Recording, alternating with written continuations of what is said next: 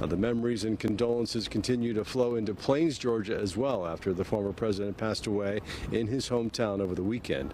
Plains, a small community of just over 500 that of course was put on the map by the Carters, and it's the place that he will be laid to rest next to his wife Rosalynn next week. Fox 5's Tyler Fingert has been in Plains this week. There again tonight with more on how his friends are remembering their truly humble neighbor. Tyler? Yeah, Russ, good afternoon to you. There is truly a sense of sadness here in Plains after the passing of former President Jimmy Carter. For friends who knew him well, his death is bittersweet because at least he is reunited with his beloved wife, Rosalynn.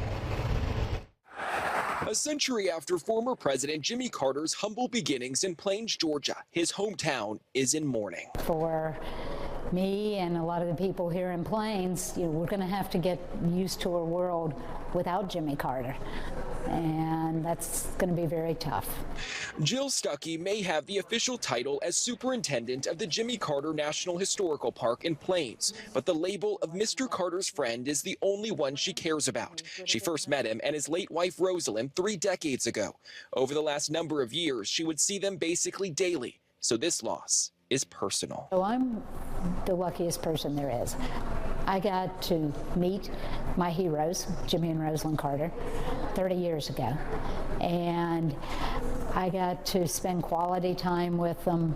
At the National Historical Park that bears his name, Mr. Carter's portrait is surrounded by a black drape. Visitors are taking it in as they learn about his life from the beginning to the end. So what is this room inside the historical park? So this is a classroom like Jimmy and Rosalynn, when they were little kids, would have sat in. With his passing, friends like Stuckey say they'll continue to make sure his life and legacy aren't forgotten.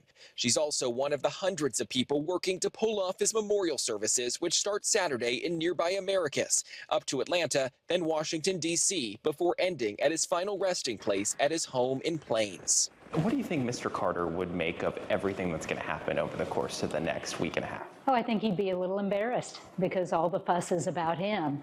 And he always liked all the fuss to be about the causes he was working on at the Carter Center or Habitat for Humanity. And right now the preps are already underway for his funeral here in Plains. They put up some tents already and some barricades have been put out as well. Also an interesting note, the National Park Service says that visitation here to the historical park, this is the visitor center, is 5 times higher than normal.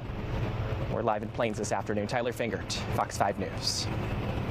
Yeah, there'll be a lot of compelling reasons to visit Plains in the future, but it'll certainly never be the same. Tyler, thanks so much.